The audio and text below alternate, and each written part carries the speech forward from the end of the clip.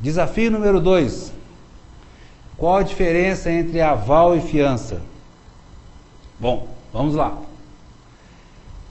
A fiança, ela é contratual, ou seja, é sempre uma obrigação por escrito. Existe um contrato, você tem que fazer um contrato. No aval, basta o lançamento para que da assinatura para que a pessoa possa ser avalista. Então, um título de crédito, o aval, se você assinar um título de crédito, você passou a ser avalista. No caso da fiança, não. A fiança tem que ser uma formalização por escrito. A fiança é um contrato acessório. O aval é autônomo. O que significa isso?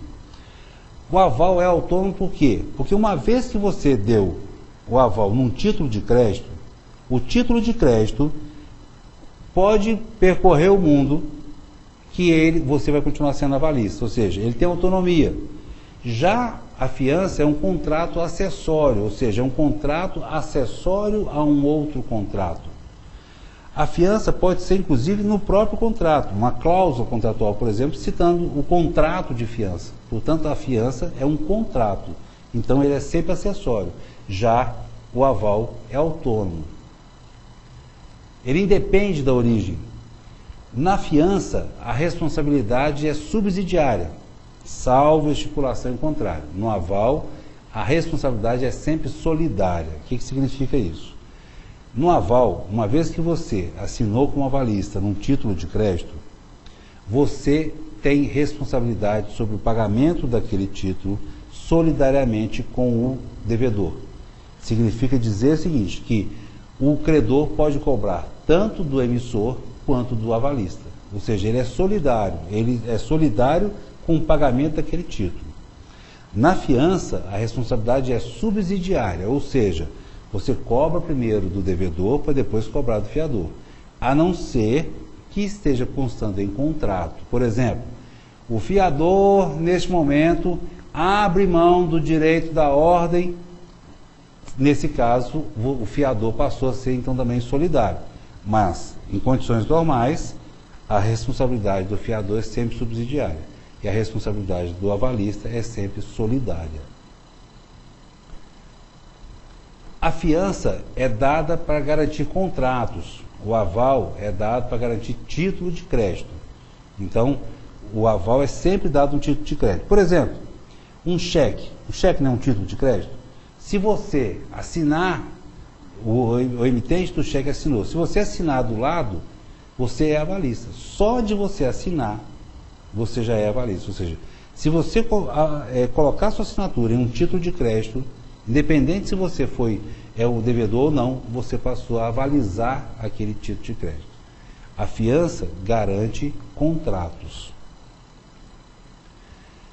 A fiança, qualquer que seja o regime de casamento, é necessário a participação de ambos os cônjuges.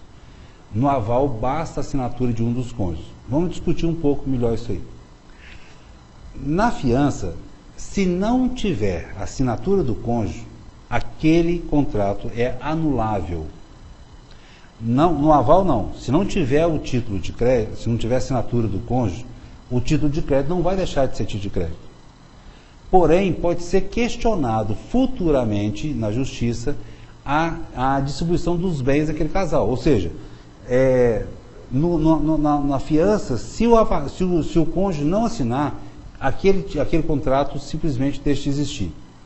No aval, se o cônjuge não assinar, não quer dizer que aquele título deixou de existir.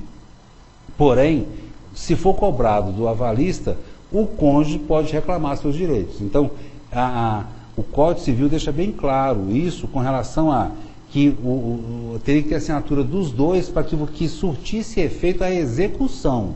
Ou seja, para que a execução de um aval ou de uma fiança, para que ela surta efeito total, tem que ter assinatura de ambos os cônjuges.